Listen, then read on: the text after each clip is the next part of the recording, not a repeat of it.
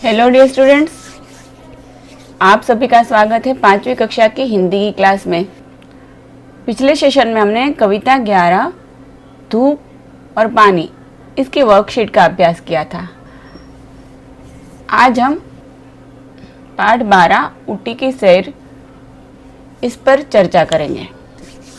वैसे बच्चों, लोग अलग अलग प्रदेश में रहते हैं, अलग अलग प्रदेश से दूसरे प्रदेश में जाते भी हैं।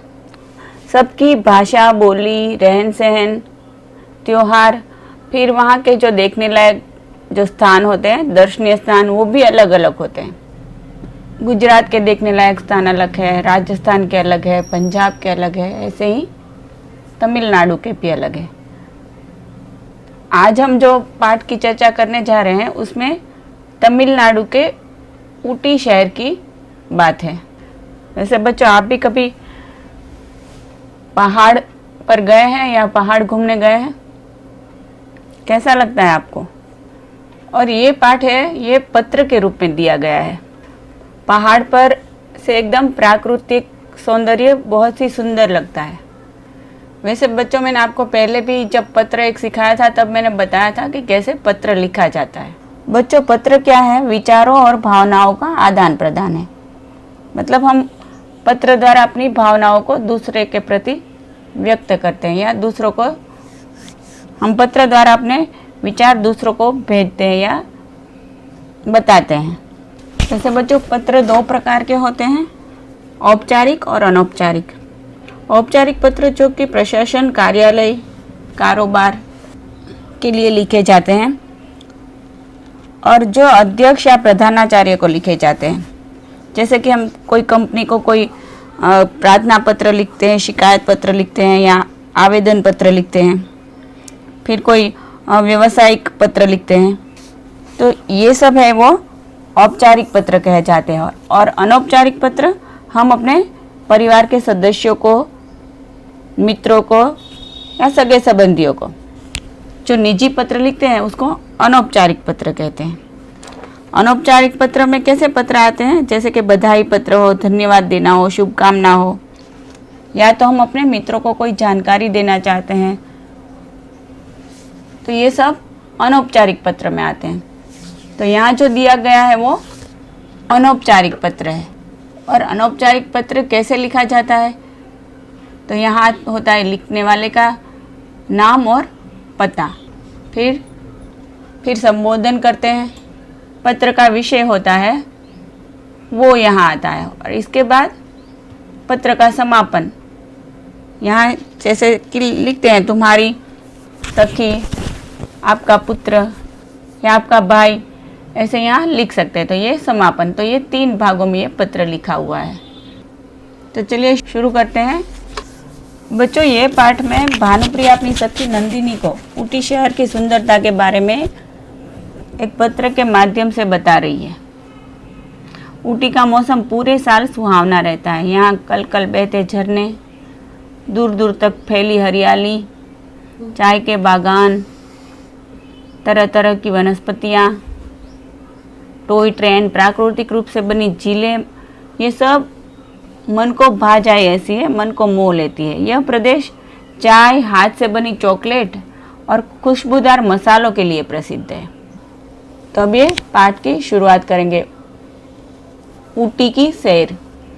पाठ के उद्देश्य हैं ऑब्जेक्टिव्स, प्रकृति प्रेम और यात्रा का आनंद। तो जैसे ये कौन सा पत्र है? अनौपचारिक पत्र। तो अनौपचारिक पत्र में यहाँ पहले अपना पता आता है। तो ये कौन लिख रही है? भानुप्रिया।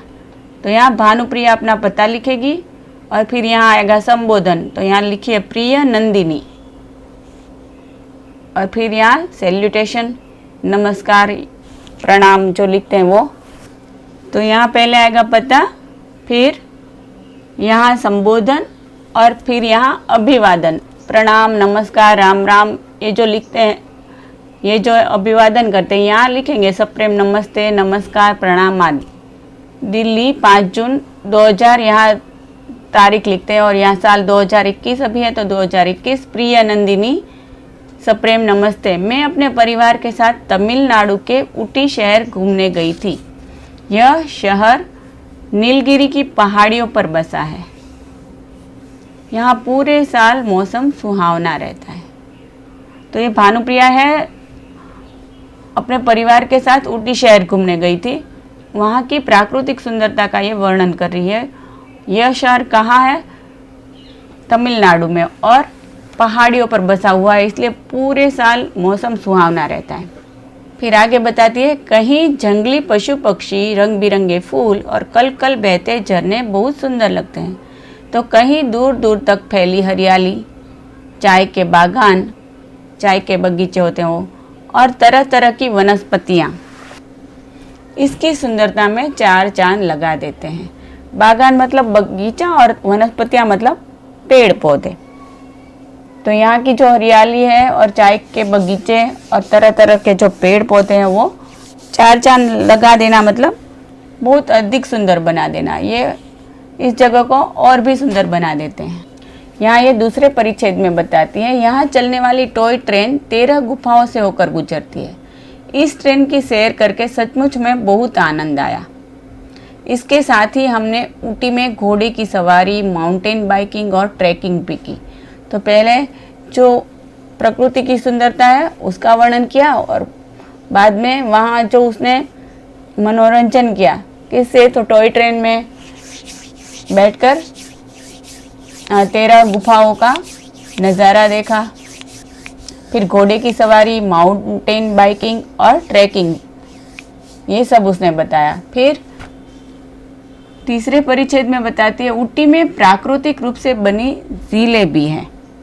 प्राकृतिक मतलब प्रकृति से जुड़ा, नेचुरल। तो वहाँ ये प्राकृतिक रूप से बनी झीलें भी है, मतलब प्रकृति से जुड़ी हुई नेचुरल झीलें भी हैं। हमने ऊटी झील में बोटिंग भी की। इसके अलावा डॉल्फिन नोज भी गए, जो डॉल्फिन मछली के नाक के आकार वाली विशाल चट्टान है।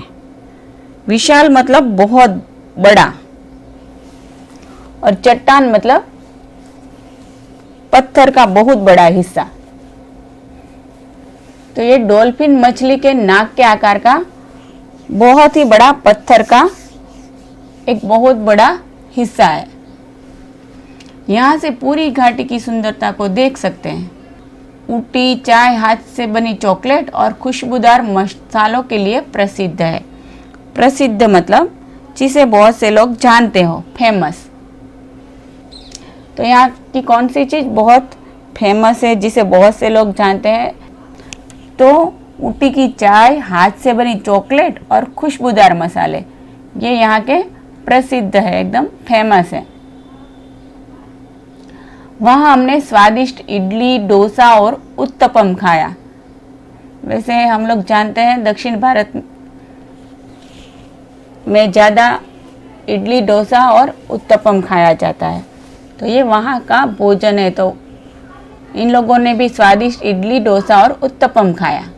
सचमुच ऊटी घूमने में मज़ा आया। फिर यहाँ समापन है, तुम्हारी सखी भानुप्रिया। और भानुप्रिया ने किसको पत्र लिखा था? नंदिनी को। तो ये पाठ की चर्चा हम यही पूरी करते हैं। आपको ये श्रुतलेख डिक्टेशन, शब्द अर्थ, जो वर्ड मीनिंग है, फिर मुहावरा, इडियम, ये अपनी हिंदी की नोटबुक में सुंदर अक्षरों से लिख लेना है और याद करना है। तो आज के लिए इतना ही। Thank you.